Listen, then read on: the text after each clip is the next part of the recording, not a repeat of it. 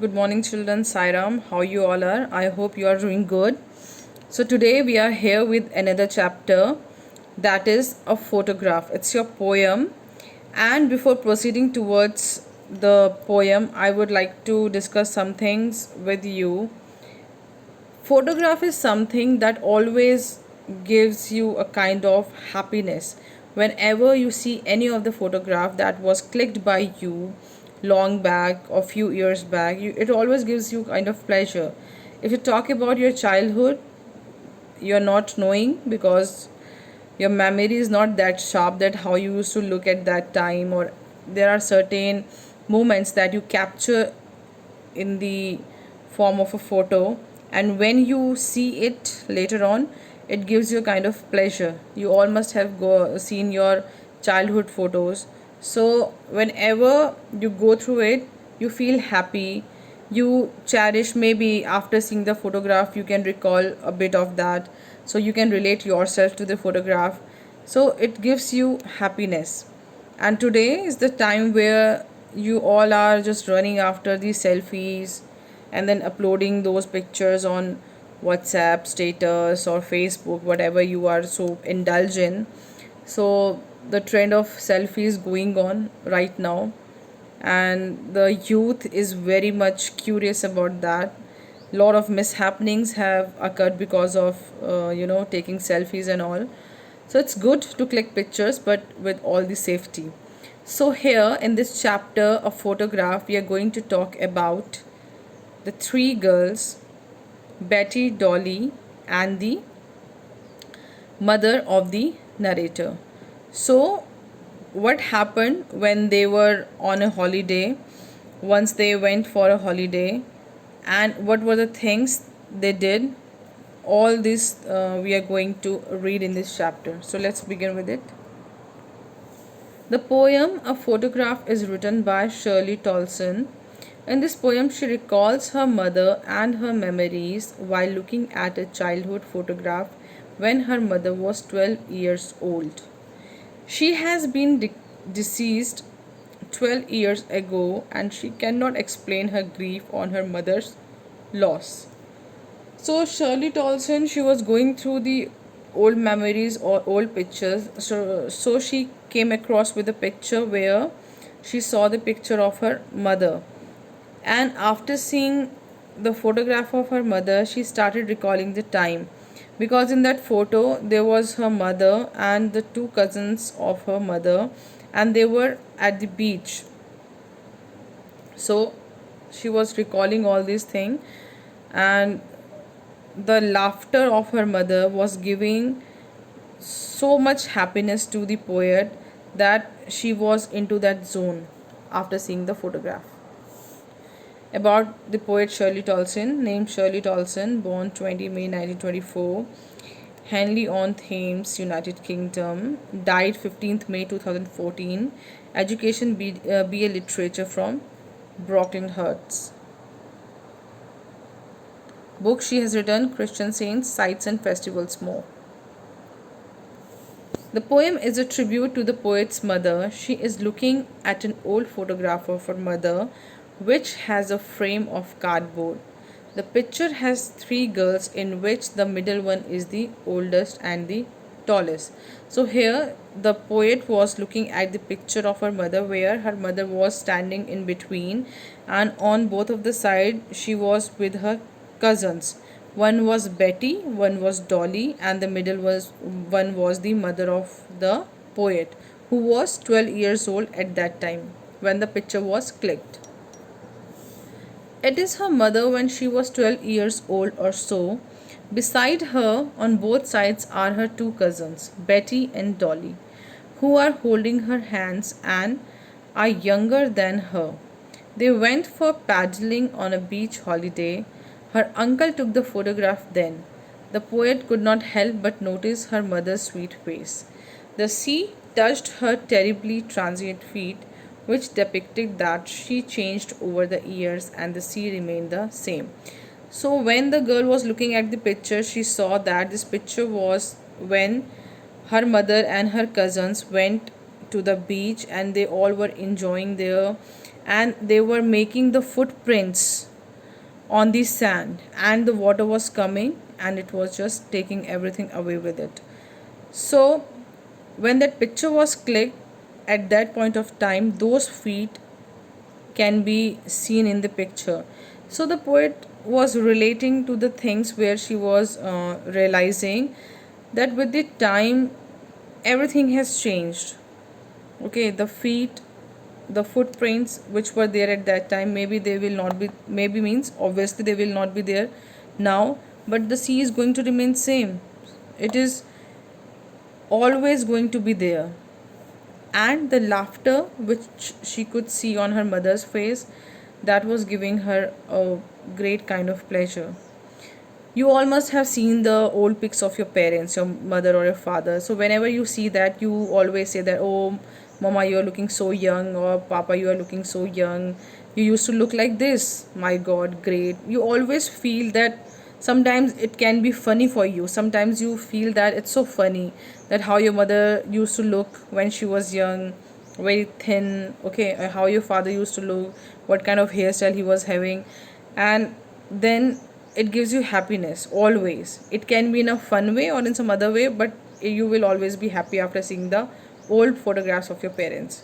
So in the same way, this girl, the poet Shirley Tolson, was also feeling good when she was looking at the picture of her mother. After 20-30 years, her mother would laugh at the photograph. She would make the poet look at the photograph and tell her how their parents would dress them for the beach holiday. The beach holiday was her mother's favorite past memories, while her laugh was the poet's favorite memory. Both of them lost something which they cherished a lot and yet cannot live that moment again. So she is only assuming that if her mother would be there, if her mother would have been there with her at that point of time, she could have told the poet about that how their parents means how the grandmother of the poet used to dress her mother for the beach and what was the fashion at that time, because beach holiday was the best memory of her mother. Whose mother? Poet's mother. And for the poet, what was the best memory? The laughter which is captured in the photograph. That was the best memory for the poet. But the poet is also saying that they cannot do anything because her mother cannot see the picture again. She is no more there. She had died. And for the girl also the same thing is there. Because her mother had died, the girl will never be able to see that laughter again. So she is very much sad and upset. Those sweet moments were memories now. Now the poet's mother had been dead for the past 12 years, which is the same number as of her age when the photograph was taken back then. So now it has been 12 years that her mother has passed away. She cannot express the grief that she has from her mother's absence. Nobody in the world can complete the absence of a mother.